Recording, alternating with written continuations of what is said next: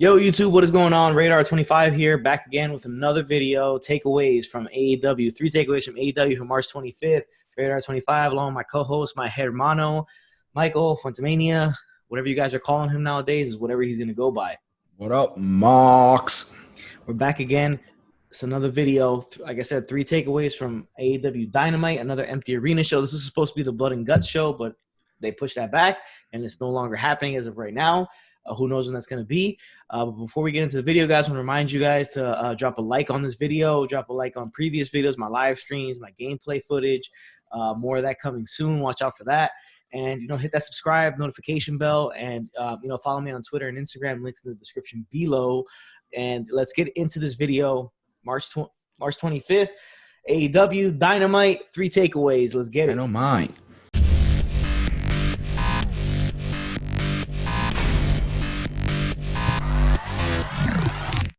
All right, guys, so the show started a bit different this week. Excalibur, Jim Ross, Taz could not make the show. Couple guys missing. Yeah, so it was just, our main man, Tony Schiavone, on commentary. Which was nice to hear because we haven't heard Tony by himself be like the lead guy play-by-play, 20 years. If you saw some of his MLW stuff, you heard a little bit of it, but not many people watching that. But it's good to see him on TNT running the entire commentary booth. Now, he was with Kenny Omega and Cody. It was kind of awkward because Cody was there to start the show off, and his match was first against Jimmy Havoc. And then he just went to WrestleMania. Yeah, it was kind of strange. So he was taking off his headset, and they were like, "Oh, so do I go back to the tunnel again and come out?" Or you hear him saying that, so he comes out. He has a match with Jimmy Havoc.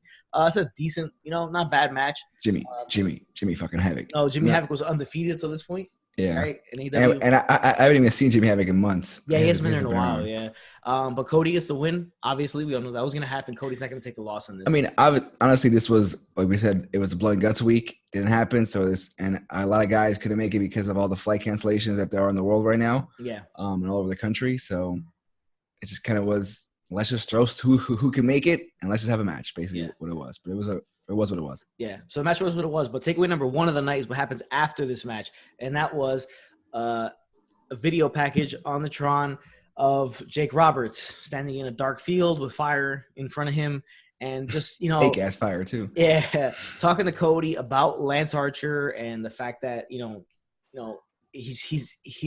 wants to get the challenge to Cody and have Lance Archer face Cody, but Lance Archer is nowhere to be seen in this. It's just Jake cutting himself. So again, I think this is overshadowing Lance Archer, and it kind of throws him to the side. And it's just basically Cody versus Jake right now. That's what it seems like. And Lance Archer is nowhere to be found, and he's being overshadowed by Jake Roberts here. Jake's a star. Jake's the proven guy, and that's just the way it's going this way. And who cares about Lance Archer? But Jake's promos are still really good. It was intense. It was good. You felt it. The fake fire was kind of throwing me off, but it was what it was. Even like the little background music they had, I don't know if you heard that, but it felt scary. It felt intense. Yeah. So, but the real star here is Jake. We're not getting much from Lance Archer. Him not being there kind of doesn't help the situation with him for us anyway. But Jake's the man, and he's way better than Lance Archer. So and Cody seems like he's not taking it seriously. Yeah. Right? It seems like he's not really taking it seriously. I think to himself, he's not really buying this whole angle, and he's not really into it. And I don't know where it's going to go from here, but I think this right now is a miss. And I think it's just because Jake is doing all the work, and it seems more like it's Jake versus Cody. And he's asking for I think Cody even said he's going to Lance Archer make his debut next week. Yep. And it just it doesn't really feel like much going on here, and nobody cares about Lance Archer. It feels like nobody cares right now, and like I said, I think it's just if they would have had Lance Archer come in with Jake, but not have Jake talk so much, and have Lance Archer say some more and do some more, that I think would have been more effective. But you can't buy him right now, and then Cody's like, you can't come to AEW and just immediately get your match with me. It's not going to work that way. You have to make your mark. You have to work your way up, and you're not going to get a match immediately with me. Yeah, and it's kind of getting thrown off with the whole Inner Circle and All Elite vibe going. So it's like that's kind of getting pushed back. You got 2 feuds with one simultaneously. guy. It's just like it's a lot going on, and you're just like, who cares about Lance Archer? Let's just worry about the other cool stuff. Yeah. It's just, it feels unneeded, really. Yeah, it feels unneeded at this point. It feels like they could have waited until after they already had this whole Inner Circle thing done, and then brought in Lance Archer. I mean, guys get signed and they take forever to debut anyways already. So have them wait a couple months and then debut them later on after that. So it's really not working out. But that's takeaway number 1 of the night. Next thing on the show, Darby Allin versus Superbad Kip Sabian. This match, it wasn't all that great. I'm not a fan of Kip Sabian. Just gonna say, now doing that for me. Yeah, he's not really doing much. I think Penelope Ford is more the star out of those two. Kip Sabian, for sure. There's just not much to Kip Sabian, and Darby Allin's great. We like Darby Allin. Darby Allin's like the second coming of Jeff Hardy, basically. So it's good to see him out there. He gets to win Darby Allin, of course, and he still has this beef going on with the Inner Circle, so he's eventually gonna go through all that. But decent little match, nothing special. The next segment of the show was Jake Hager in a squash match against Chico Adams. And how you remember these guys' names? I'll never know. Chico Adams, he was in there with basically a squash match, just beats him. But this is takeaway number 2 of the night, because what happens after this match, and that is John Moxley coming out and going head to head with Jake Hager and having a back and forth, hits him with a paradigm shift, but Jake Hager just eats it. Yeah, he no-sells it, and he hits him immediately in the ankle lock. And, that was pretty much it. And then Moxley throws Hager out the ring with a reversal of the ankle lock, and that's pretty much it. So they're pretty much getting into a title feud right now. With Hager. And I don't know if they jump-started this because of Blood and Guts being pushed back. Yeah, I'm sure it's all not – it's not all convoluted. It's kind of convoluted. It's not there's no chemistry really. It's just happening. Yeah. And it must be because of the whole Blood and Guts and the situation that the world finds itself in. Yeah. So it feels kind of off, but – and what sucks is Mox is now kind of being put second to everything else. Like the title is kind of like a secondhand thing right now in the show. Second story to Inner Circle versus the Elite. Yeah, it's and not Matt Hardy being there and all that. Exactly. Like that. It's not the main storyline, and it sucks because we really want to see Mox kind of be the guy with the company, and it just feels like they should have kept the belt on Jericho then if they're just going to put him against Hager. And it doesn't make any sense because why would Jericho let Hager go for the belt when he's the leader of the Inner Circle? And he's the number 2 guy, right? He's the number 2 or number 1 contender. For the belt. So it just I'm not even sure Hager's in the rankings yet. Yeah, I don't even like it. Just I get it. Like we had the interview last week where they brought up that Hager hits the hardest than anybody. Where Mox and they teased that eventually was coming, but we didn't think it was. But that's why I think they shotgunned it because of Blood and Guts being. I think Blood and Guts would have been the end between Inner Circle and the Elite, and it would have been a good way to introduce Matt Hardy immediately, have him put in there, and then you can go with Jericho Hardy after that.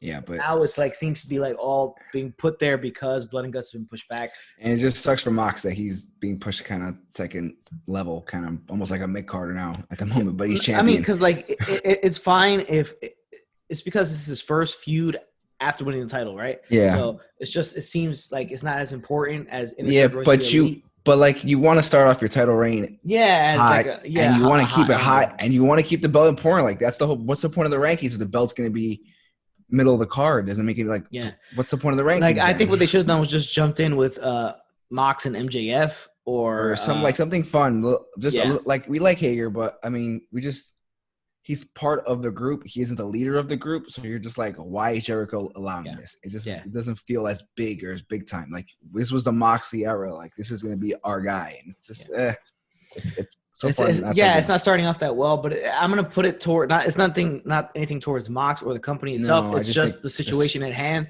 is that they forced their hand basically to kind of pull this off. Everything's just very. It's a shits right now. Everything's kind of just. It's in turmoil. So we got to see Mox and Hager go head to head, which we were excited about before. But like we're saying that it just seems rushed because of Blood and Guts being pushed back. They're just kind of like, all right, let's get these other stuff in there to like buy time until we can do Blood and Guts, I guess, the correct way. And I think they just don't want to do a War Games match, without fans. I think that's what it is. I think that's just what it is. Yeah. So they're gonna have to push that off a while, and I don't know how they're gonna extend Elite versus Inner Circle that long without having the payoff come off. Yeah, I mean they might as well put that on the back burner. Yeah, big time. So we'll see what happens with that. Next thing on the show was QT Marshall versus from New Jersey. Yeah, from New Jersey versus Brody Lee, the Exalted One. His first match in AEW. Cody played off a lot as that he knew him as under a different name, talking about him as Luke Harper, and now he's Brody Lee. Now, it's funny thing Cody doing the commentary. He talks about QT Marshall getting a hair transplant and that it was growing in nicely. Yeah. So, kind of funny. Kind of funny he brought that up during the match, in the beginning of the match. But Lee Brody Lee defeats QT Marshall, and it was a bit of a squash. He beat him pretty easily. QT got some of his shit in, but Brody Lee comes in strong. The way you needed to book him was him coming strong. And QT Marshall, what he is a guy who's there to get other people over, kind of like that's. I don't know. I guess a Brooklyn Brawler type. He's bringing guys in for the first couple matches and then making them look good and stuff like that. Something like that. So that's what QT Marshall's there for, and he's doing a good job of it. So good to see that. Now, before this, they showed a small video package of controversial. Of Luke Harper eating. Not steak. Luke Harper guy. Brody Lee. God damn it. Get the name right, It's going to take me a little bit to get used to it. Jesus. Brody Lee eating a steak along with two guys from Dark Order. And it was kind of funny because he's eating the steak, and then one of the guys tries to eat his steak. He gets mad. He says, "You don't eat until I'm done." It's a play on Vince McMahon. Vince McMahon, right? Because then the other guy sneezes, and he's like, "God damn it, you!" You don't sneeze here in front of me and stuff like that, and he throws him out. So it seems to be saying a play on Vince. And like Vince McMahon's favorite meal is a steak. Like that's what like a rumor that's really all he eats is steak. So he's basically just asserting his dominance on the entire Dark Order, and he's running the show and all that. It was kind of a weird little funny thing. It was fun. Take some shots at Vince McMahon. But it's a hey, fuck you, Vince from Tony Khan and the boys. Yeah, so seems like that. So funny little thing. So it was good to see him there do that. Brody Lee gets his first win in AEW. Squash match looked good, dominant. Excited for Brody Lee, and it's just way better this way as the Dark Order with him leading it to the Evo. So the next segment on the show was Kenny Omega versus Sammy Guevara for the AAA Mega Championship. That belt looks like a toy, boy. Yeah, like the belts behind him look way better than that shit looks like. That's embarrassing. Now, it looks like one of the belts that you would get of an action figure because it looks like so like flimsy and like it doesn't shine. It looks like the belt, like it looks like the old Wigingo belt that we had. Remember where we got it from Halloween store? Where, it was like this like cheap little plastic that it would crack after a while. That's basically what that belt looks like. And if you're old school wrestling, like you're our age and in your 30s, everyone kind of had that toy belt. So you've probably seen it. Yeah, you've probably seen it. But that's what that belt looked like. But it was a really good match between the two. The best Sammy Guevara's, more looked than the entire time. And he had the highlight of the entire show, basically. Yeah. Talk about that. Go ahead. Well, for some reason, there were some paintings of people.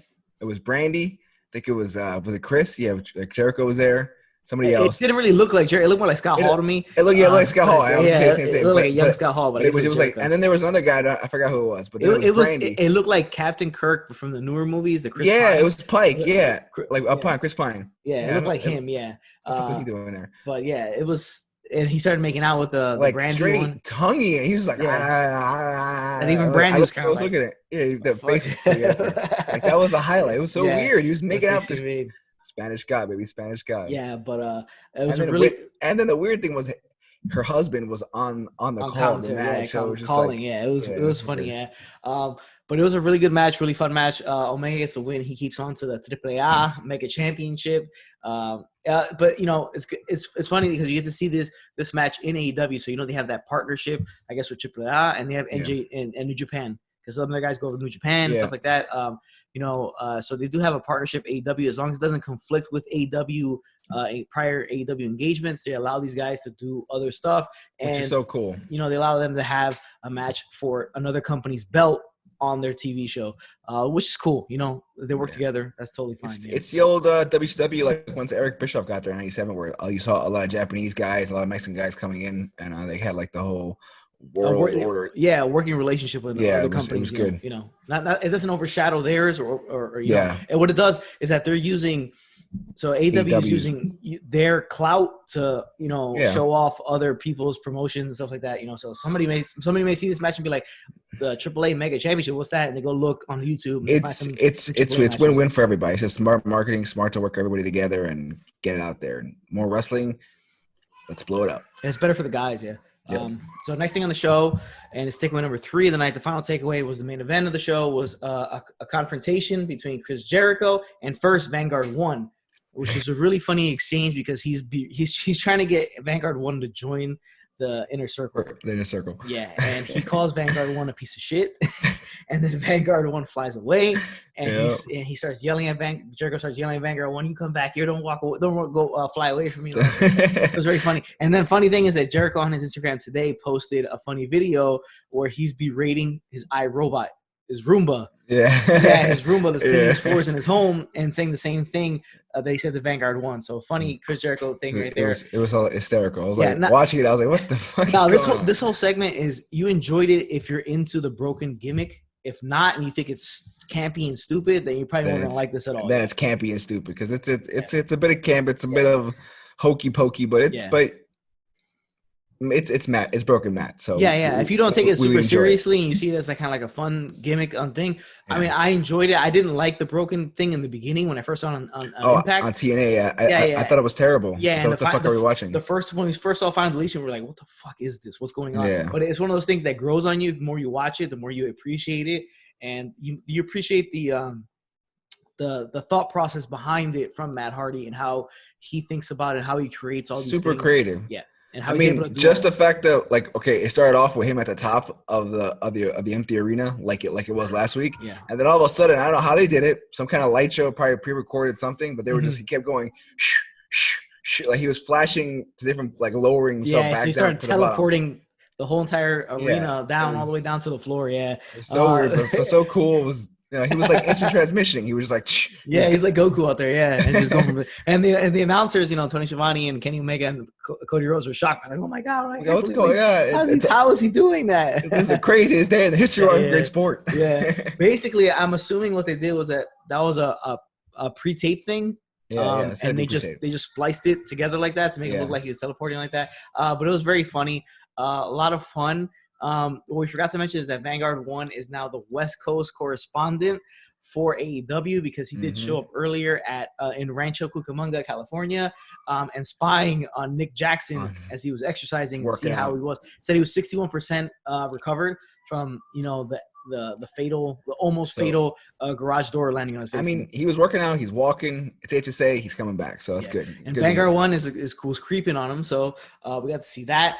But back to the Matt Hardy thing. So here comes Matt Hardy into the ring, and Chris Jericho is. It's funny because it's like, all right, so he's basically saying that, none of what Matt Hardy is doing is true. It's just a joke. Yeah, it's a joke. It's a play. Yeah, it's like a gimmick he's playing. Obviously, which is a smart way to do it because it's so ridiculous that if you just call it out for its ridiculously, it makes it more viable in a weird way. Because if he was to play into it more, because now it'd be core. You know what it'd be like? It'd be like what's the old Hogan that WCW with Kevin Sullivan? Oh, remember when he's in Dungeon of Doom where he's I've never been here before. It'd be that. It'd be that campy, stupid looking like that. Stupid shit. If he's trying to buy, you're right. That makes a lot of sense because if he's trying to buy into it, then it makes it look even dumber. But if he's playing it like somebody who doesn't believe it, then it comes off better. Yeah, you're right about that. I don't know why that happens. It's just the way it is. I don't know. It's weird, but it works. The stuff Matt Hardy's saying is ridiculous, right? So he's saying he's 2,000 years old. His new name is Damascus. That's the essence that's in him right now, right? In the Matt Hardy vessel, right? And Jericho's saying he's like, that's not true. You're the same Matt I know for 25 years. You look a little bit different on the outside, and basically saying that you're reinventing your gimmick like I have all these years, and you're just changing yourself up. Yeah, so that's what they're playing off of. But it was very well done. And like I said again, if you're not into the broken universe, House Hardy, all that stuff that they've done, all the video stuff, the real creative stuff that's been done. You're not gonna be into this whole feud angle and segment. Yeah, but just whatever. Matt Hardy's talking about how basically he's giving Jericho's giving Matt Hardy a second chance to join the Inner Circle, and Matt Hardy's saying that he's able to see that the tyranny that Chris Jericho's causing in AEW, and he sees AEW as like a spot for his creativity to run free, and so he's trying to save AEW from Chris Jericho in the Inner Circle. So that's the beef, basically saying that he's part of the Elite, he's not joining Inner Circle, and here comes Sammy Guevara with a beat down, and they start beating him down, and then Cody and Kenny come from the commentary booth with chairs, and they fend them off, and that was the way the show ended. But a lot of funny, cool stuff from this. Matt Hardy's great to see. It's great to see Matt Hardy give him the creative freedom that he's been given here rather than it was in WWE. Because Vince didn't get it. Vince didn't like it. So it didn't happen. Well, I mean, go back if you haven't. You probably have, but if you haven't listened to the Chris Jericho podcast last week, where you had Matt Hardy on right after the Empty Arena show from last week when Matt Hardy made his debut. A lot of good stuff in there about how Vince didn't get the ultimate deletion and all that stuff. The whole broken universe. He didn't understand it, and he just wasn't his. And they didn't give him the freedom to really work with it. And he said it himself that pretty much if Triple H and was running the show, running the company, that he probably would have stayed and he probably would have got more creative freedom with his character and stuff. Yeah, because I mean, we're seeing that in NXT. There's more freedom. It's more fun. It's weird. Vince wouldn't get it. Vince created the Undertaker. It's kind of like that same hokey. I mean, Undertaker flew in the '94 Royal Rumble. He flew from the casket into the Titantron. So yeah, it's like it's that same ridiculousness. Just use it. Yeah, it doesn't make any sense, but it is what it is. But another solid show from AEW. They're doing the Empty Arena well now. What it is right now is that they have so much. They have all like wrestling and just character work going on, and then they have a squash match thrown in there, which is fine because you're a wrestling show. You're not WWE and trying to go away from wrestling and then just have a squash match to waste time. Yeah. But here you have a squash match to build a guy, and it goes with all the other wrestling you have on your show. It's a very good show from AEW. Not as good as last week's, but solid. And guys, that's the video. That was AEW Dynamite. The 3 takeaways from AEW, and I almost forgot. Jesus Christ, guy. Always forgetting. What is a Matt? Can you just get it? Can you just remember? You created the damn segment. Why can't you I created the segment, but I can't. For some reason, I just can't change the segment because your brain can't. You're just closing the video short. All right. I'm going to take control of this. All right, go ahead. Shit that sucked. For today's episode of AEW Dynamite was the little betting corner picture-in-picture that they kept popping up during matches where it had like a bunch of random people. Jericho's in the beginning. Then there was Billy Gunn. Who was the chick in the pink dress? I don't know who that was. Dasha. She's from. She used to be in WWE. She used to be like a interviewer and stuff like that. All right, don't know who that is. At the end of the day, but it was kind of weak. Kip Sabian was back there with his dog at one point. It was kind of it was weak. It was. Yeah, Sean Spears was there. Yeah, Sean Spears was there. It was because they couldn't put the crowd out or the guys or the other wrestlers just out. Yeah, because they have to have a limit on how many people they have there. Yeah, there's like a whole government federal thing. You can't more than 10 people or whatever. So we know why they did it. It was. I think they went to it too much. That was the problem. Yeah, he did it once or twice. Yeah, he went to it too much, and they're just there, like, going crazy in there. It's like it didn't really work that well. Yeah, like I like the creativity. You're working with like a skull crew because you barely have anybody there, but necessary to me. Yeah, they didn't need to do it, but yeah. That's the shit that sucked because this guy can't remember shit. Yeah. You know what sucks? This guy's memory sucks. Yeah. Well, maybe I'll get it for the next video, which is coming next, is the NXT takeaway. But if I don't forget it, he will remind me again. So that's good. He's a scumbag. But guys, that is the video for AEW. 3 takeaways from AEW March 25th. AEW Dynamite. Thanks again, guys, for watching. Let us know in the comment section what you guys thought of the show and what do you guys think of this whole broken Matt Hardy universe and him being Damascus 3,000 years old. Damascus. And talking about the essences that were in the crowd, of Abraham Lincoln, Maximilian, and Martin Luther King Jr. This is what he said. So what do you guys think about that? If you guys are into the Matt Hardy character, what was your favorite thing he's done as Broken Matt? But let us know in the comment section below. Again, guys, thanks for watching Radar 25. Michael, Mania, whatever other name you guys want to call him, he will go by. Later, Mom. Later, guys. Remember, if there's work for you, brother, don't do the job.